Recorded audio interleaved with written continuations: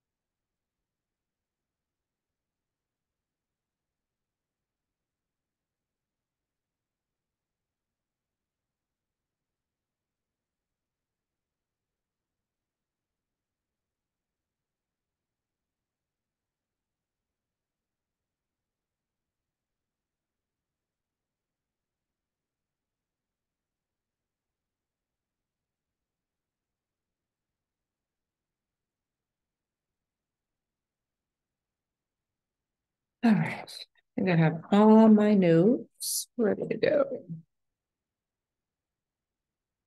I'm going to give it 2 more minutes and then we'll get started. Hi, Cheryl.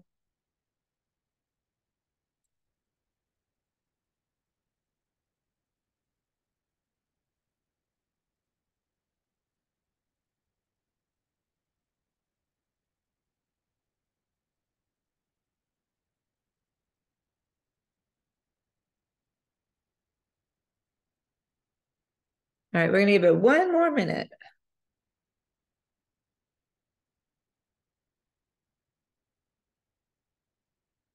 I know there's open houses tonight at schools, so I'm not sure how many people are teachers, but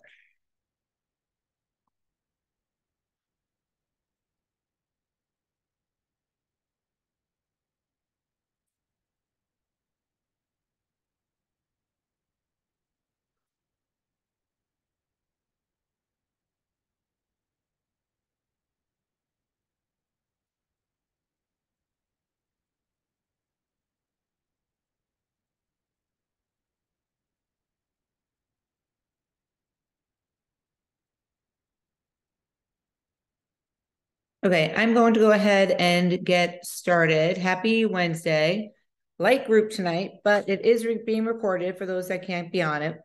I have a couple of things I'm going to talk about today because there was questions that were given to me throughout the week, and I decided I'm going to start addressing it in the meetings because everybody else might have questions as well. So the first one, somebody said, how can I boost my metabolism? So the number one way to boost your metabolism is by eating food. What happens is when we diet and go through life and we're like, oh, I can't, I'm only going to eat 1,200 calories a day and I'm going to lose weight. That might happen one time. But what happens is your body starts to go into like metabolic adaptation, well, I can't say that word, and will not allow you to lose weight. You're messing up your metabolism. Basically, that's us going through those cycles all the time. Serial dieters. I was one of those. And the only way to correct that is by increasing your calories, allowing your body to start becoming that furnace, and then it will start burning the fuel, burning your fat. And that's when you're going to start fixing your metabolism and boosting your metabolism.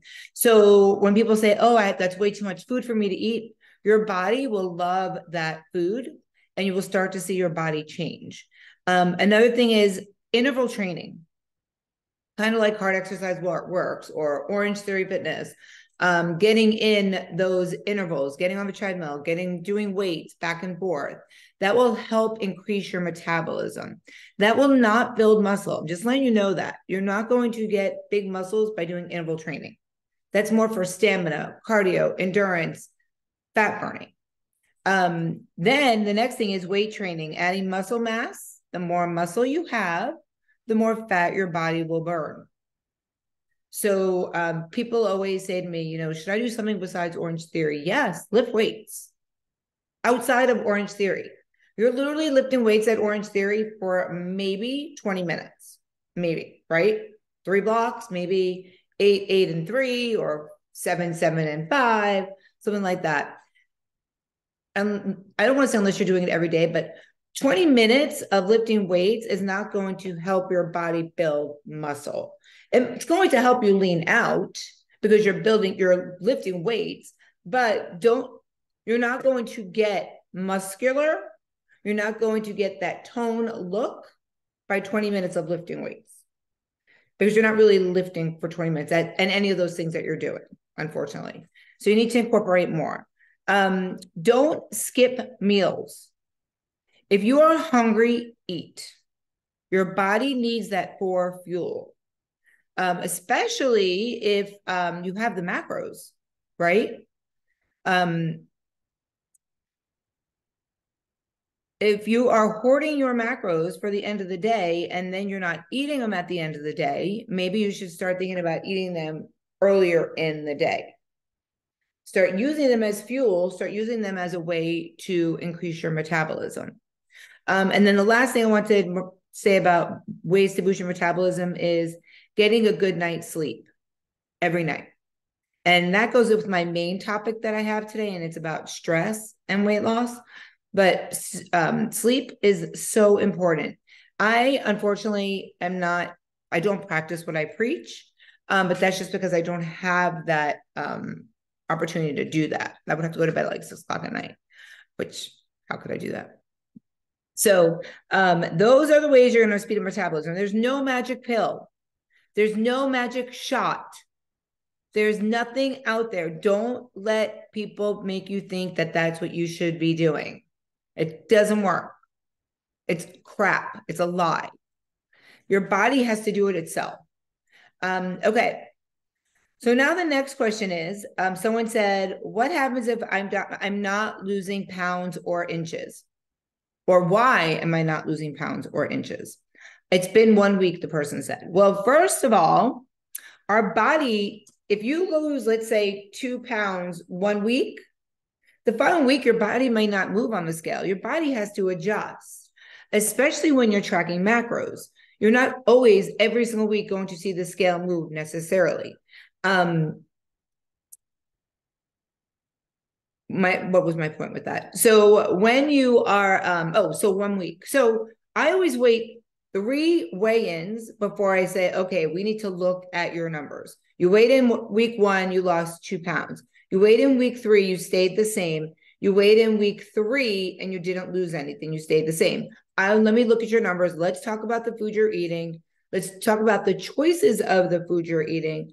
Let's talk about getting in your steps, getting your water, and let's see what we can do to make adjustments to get that scale moving again.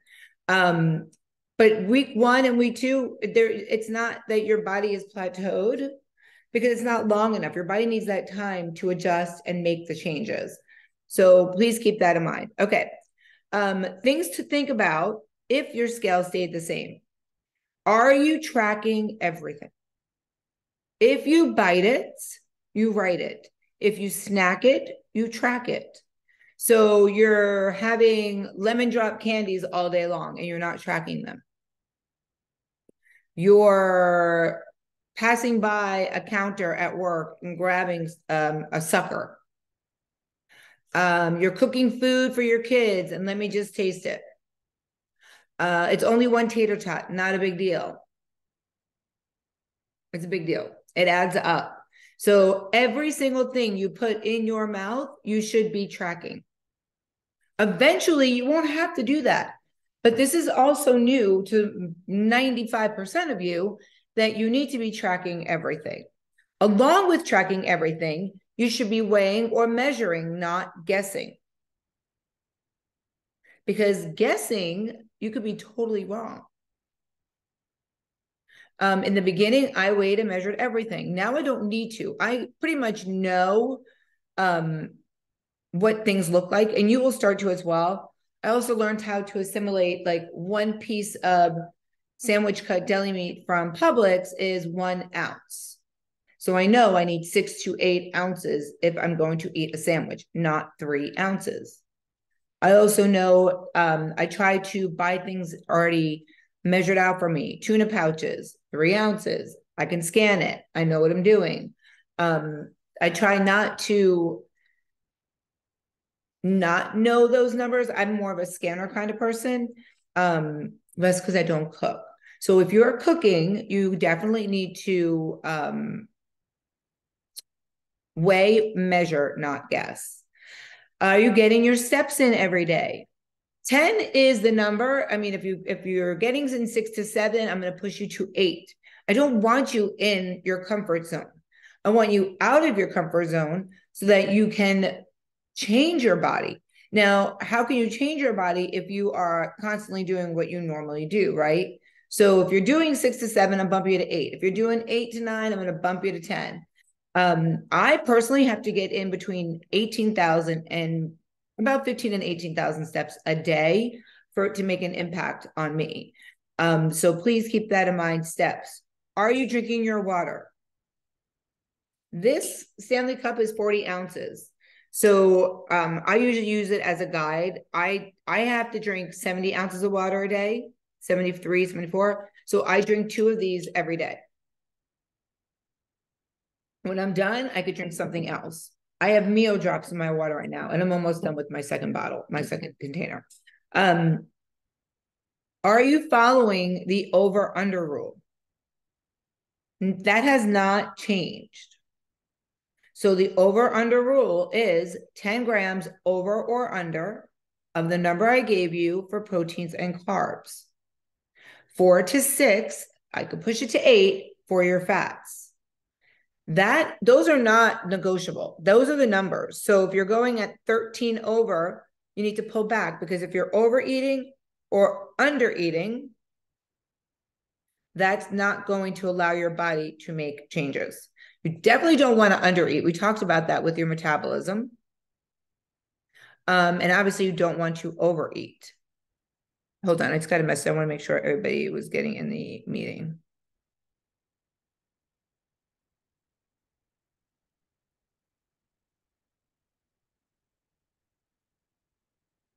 Okay, yes, perfect. Okay. What are some reasons that the scale may not move down, but it may go up? Number one reason is muscle gain. Muscle and fat weigh exactly the same. The only difference is this is fat and this little pen is muscle. So they might weigh the same, but they take up a different amount of volume or mass in your body. So you might not see the scale move, but you should see inches, and that's why we do pictures. And I noticed a lot of people didn't do their pictures the last time when we were supposed to do pictures. So please make sure you guys are doing that. Undigested food, that means you haven't gone to the bathroom, number 2. And that's why you're carrying a little bit of weight. And then fluctuations in your body water. And that's what I told you guys, our body needs that time to change and adjust accordingly every day, every week. That's why when some people say, can I weigh every day? I say yes, but take that everyday weight, divide it by 7 days, and that's your actual average of weight loss. Versus weighing on Monday, and then weighing on Monday. You may not see the same weight loss if you weigh in every day. And you can do it either way you want to do it. I have no problem with that. Okay, next topic. Trying to get through everything. Let's see. Next topic is, how can I get my steps in? And I get it. Not everybody can get on a treadmill every day. Some people have jobs like massage therapists. They literally stand at a table and all that's moving is their hands all day. So if you need me to lower your step goal, I can definitely do that. But here are some steps that might help you. Take a walk at lunchtime. So I am at Orange Theory from 4 a.m. until 1 p.m. every day. And I get a little bit of a break in between from 10 to 11:30. The first thing I do is, besides eat something, is get on a treadmill to get my steps in. Then I do everything else after that I need to do. I get on the computer, I just fart around for the remainder of the time. But that is I'm at work, but I get on the treadmill. I used to walk outside, but I started getting really bad skin cancer on my lips. And you guys all know that I had to have the surgery. So I try not to walk outside as much as I did, but that used to be my routine. I get a break at work. I would go for a 2 to 3 mile walk. So number one thing, take a walk on your lunch hour. Number two, use the stairs. If you work in a hospital, if you work in an office building, stop taking the elevator. Done. Someone said, but I wear heels to work. Carry them in your bag. Put your sneakers on, and when you get to where you're going, put your heels on. People do it in Manhattan all the time. They walk to work, they take their shoes out and put their new shoes, good shoes on. Stop taking the elevator. Walk the stairs at lunch. So if you have stairs in your office building or your school, walk the stairs. A great thing is, I have a teacher that is in the group, and she has a lunchtime, or whatever they call it, walking group. And it's like 5 teachers that walk the stairs. In the wintertime, they'll walk outside, but they get together, all the teachers that can do it at that time. And it's like a walking group. It's great. And then sometimes they'll do it when school lets out and all the kids have been picked up. So there's a will, there's a way. Wake up earlier to walk. Using myself as an example again, on Saturdays, I have to be at Orange Theory by 7 a.m. And I'm there usually till 1 o'clock. And then I have tons of errands and stuff to do. So I don't normally always get my steps in. So what I do is that if I know I have a lot going on, I will wake up at 5:30 in the morning and go to Orange Theory early and get on the treadmill. Nobody's there yet, and I'll just get on the treadmill. If I didn't have that opportunity to get on that treadmill at, early in the morning on Saturdays, then I would go walk outside, or obviously I have a treadmill here. I just don't use it because I don't like to wake up Mike in the mornings. But if there's a will, there's a way. There was a time where I would wake up, obviously not Monday through Friday because I get up at 3:30 in the morning, but on Saturdays and Sundays, there was a time I would wake up early. Even if I was teaching a spin class, I would make myself go and take a walk outside to get my steps in. If you want to get them in, you're going to get them in. Another way is walking and talking on the phone. I don't talk on the phone unless I'm driving in my car. So that doesn't work for me. But Mike and Tate, who's the manager of Orange Theory, that's all they do is walk and talk. And they get their steps in. They go in circles. So if that's something that would work for you, if you're at work, stand up and take a walk around your office, walk and talk on the phone. I already talked about this, about finding a partner, finding a buddy to go walking with. That will help you. I talked about the teacher group. Walk while waiting. So you go to the doctor's office and they say, it'll be about 20 minutes. What's the first thing you do? Pull out your phone, sit down on the chair and play on your phone, right? We all do it. I see it every day. I see it at restaurants. It's going to be about 45 minutes for your table.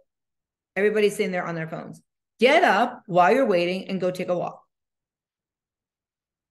I had to meet an instructor, a yoga instructor, to pay her. I think it was yesterday, and she said, "Well, you're not going to be. I'm going to get here earlier than you, so I'm just going to go walk the plaza and get my steps in." I was like, "Oh, I love that.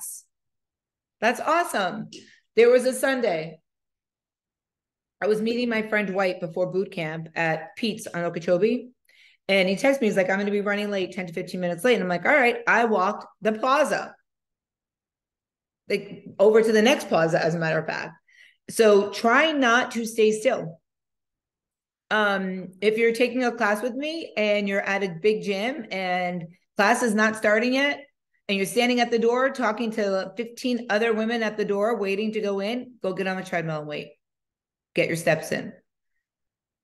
You have it right there. It's your means, right? Okay. Park far away. Are you one of those people that goes like this, the shark, trying to find a parking spot? Oh, someone took my spot. I'm going to run it again. I'm going to run around again. I'm going to do it again. I don't do that.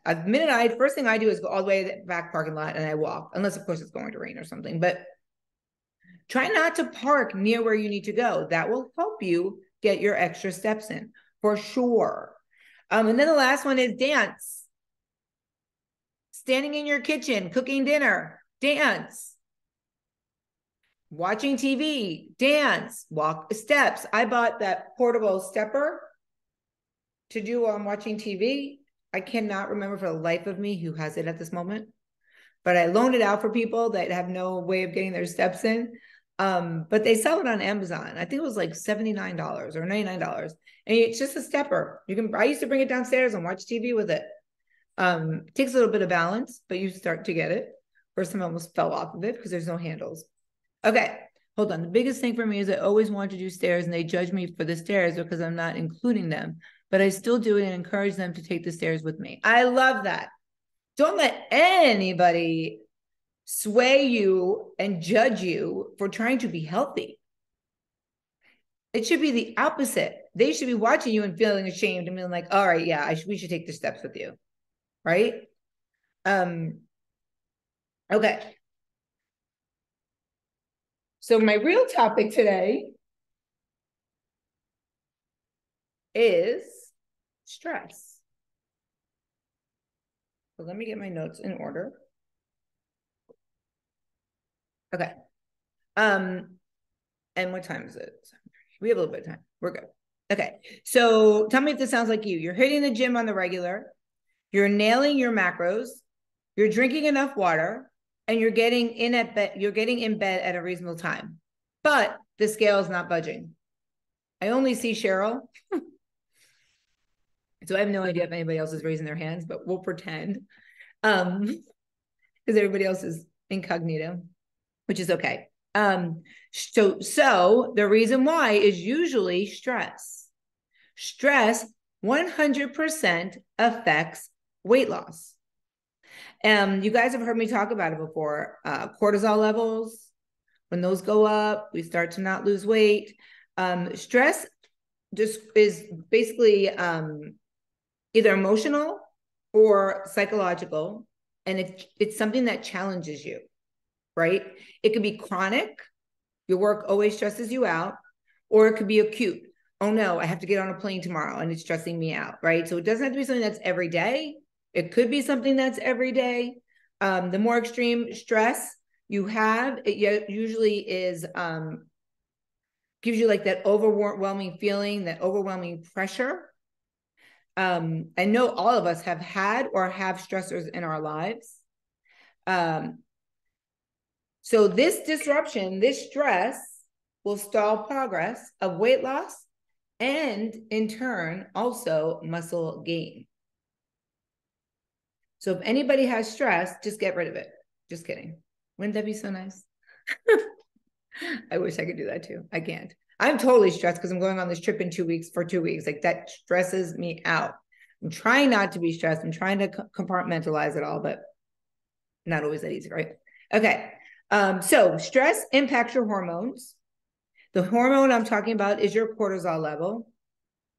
The cortisol is your primary body's stress hormone. When you experience stress, it prompts an increase in your heart rate and in your energy level, so your body remains on high alert. When you're faced with continuous stressors, your body thinks it needs to be fighting for survival all the time. So your cortisol level remains high. And research has showed that when there's increased cortisol, there's weight gain. Everybody's like, shit, that's what it is. I've been stressed out for the past 30 years. Not the Twinkies, it's not the pizza, it's freaking stress, right? Get rid of all that stress. So let's talk about the cortisol level. What does it do? It increases your appetite. So when we're stressed, we tend to eat. It changes our food choices. It blocks that rationalization in your head and wants you to go ultimately for the high fats and sugar. That's why we call it comfort food, the high fats, the high sugars. It will influence your food choices. It will make you crave crappy food. And that's because fats and sugar release dopamine. And when you release dopamine, it temporarily makes you feel better from that stress. And it counteracts the negative feelings that are associated with stress. You know what else increases dopamine? Exercise. Well, we're going to get to that too. That was kind of a lead-in, but when your cortisol level is high, and your energy is high, your body, from stress, by the way, your body will hold on to fat. Kind of like when people say, oh, let me think of an example.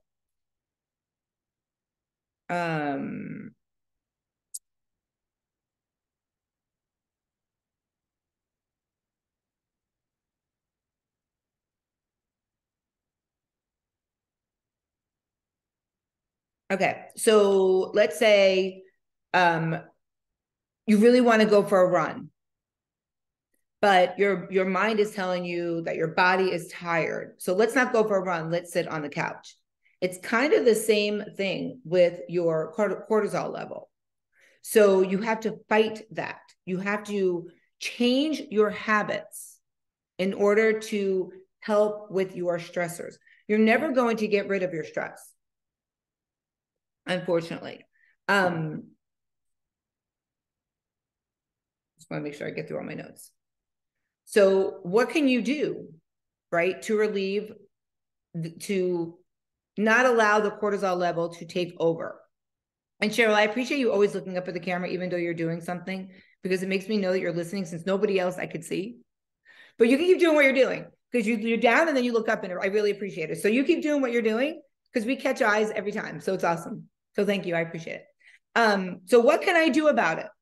So establishing goal supporting habits and adding stress relieving activities, even if it's once a week, will help. Now you feel like you have to look at me. You don't have to look at me. I would love to say, who here does yoga or something like that, but I can't see anyone. So yoga, can you tell it's in my head? Yoga is one of the best things. I know you're listening, Jane. I appreciate that. I know everybody's listening, but it's funny not to have anybody to look at or ask questions. So I just answer them. Did anybody do yoga? Yes. Okay. So yoga is one of the best things to reduce stress, and taking a walk. So if you take a walk to relieve your stress, you're also going to get your steps in. So if not getting your steps in is stressing you out, you're like double dipping. Okay, so I'm going to go through a couple of things. The trick is to retrain your brain and create go-to routines that support your goals instead of working against them. So instead of allowing your brain to go on autopilot when you're stressed, you're going to have habits.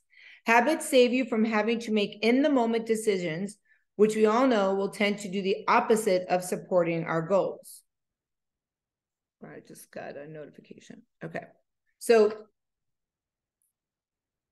first thing, one of the first habits that you should start thinking about is sleep. Sleep helps your body balance cortisol levels. Be mindful of your daily intake of caffeine, because that will stop you from getting to sleep and will have you waking up all night if you drink too much caffeine. I used to be that person that said, I could drink coffee at 10 o'clock at night and go to bed. I am no longer that person. Like 2 weeks ago, I got to Orange Theory and it was probably like 2:45, 3 o'clock in the afternoon. And the student manager, Luis, was there and he's like, I'm going to go get a coffee. You want one? I'm like, yeah, give me a double espresso. I got to be up for the classes. Yeah, I was up all night. Never thought that would be me. So sleep. Be mindful of your daily caffeine intake to help achieve a more natural sleep cycle. Exercise. Overtraining can cause more stress to your body than undertraining when it has to do with stress.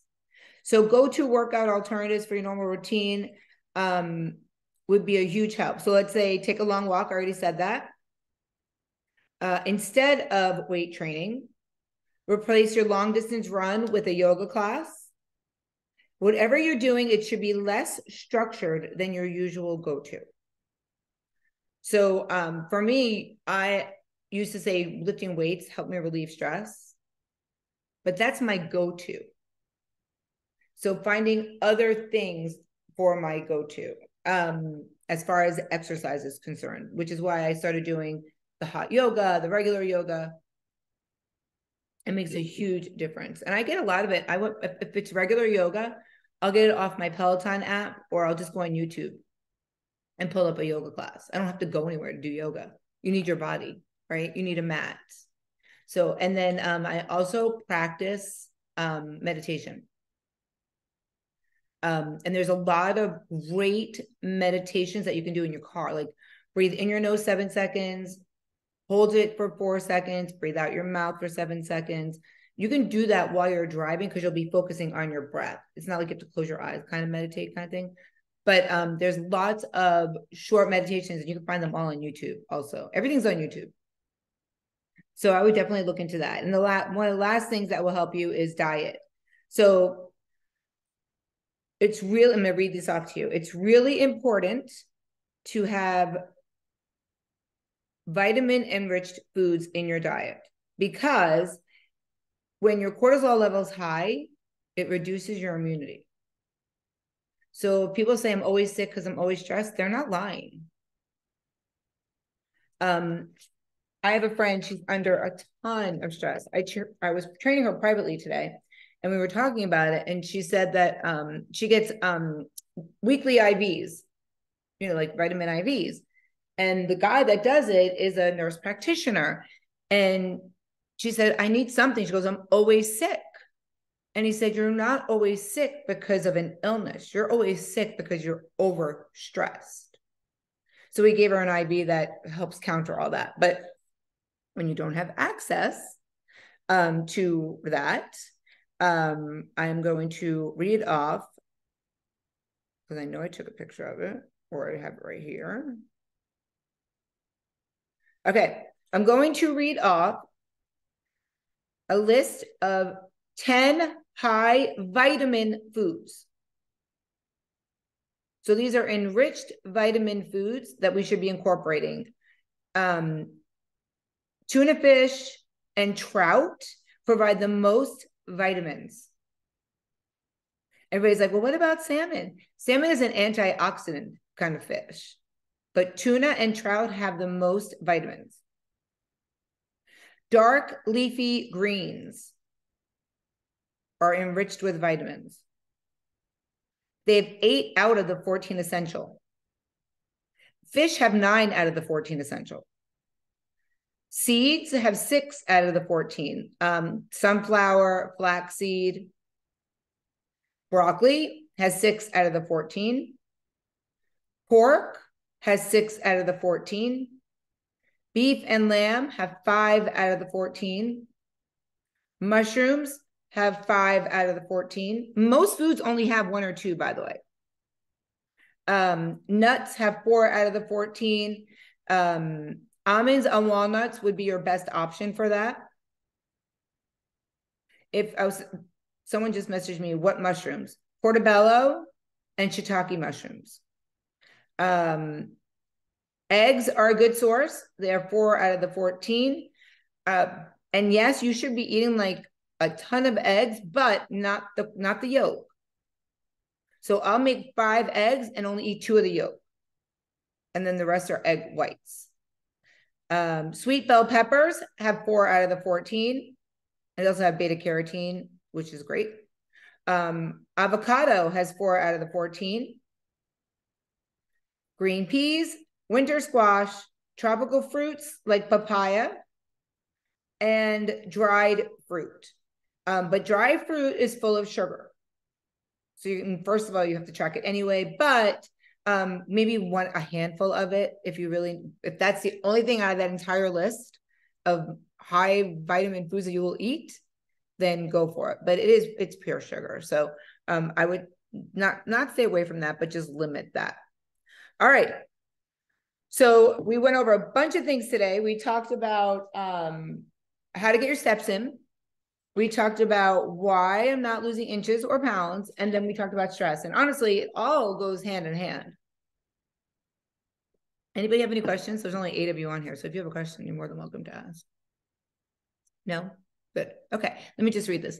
Hot yoga is everything for me. I found the best place. Others weren't hot enough for me, and I love it even more. I love hot yoga too. I used to love Hot Works because you can put the temperature up as high as you want.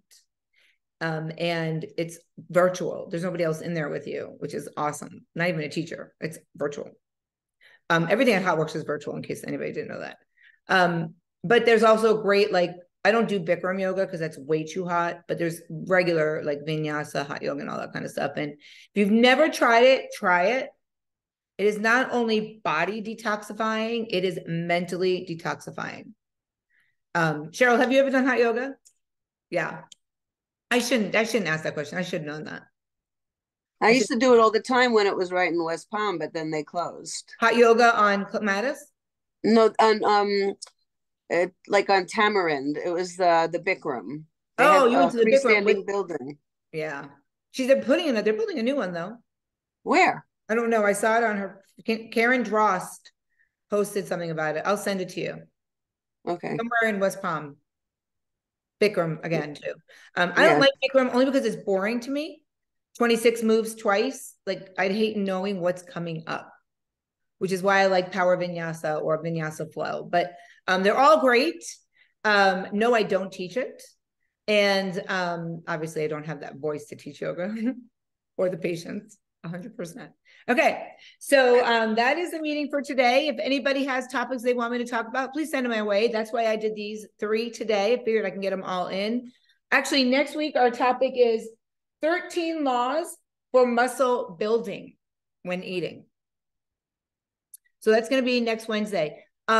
Please take note that Wednesday, the 20th and 27th, I will not be doing a live meeting, but I'm going to pull an old archive meeting and post it in the important announcements group.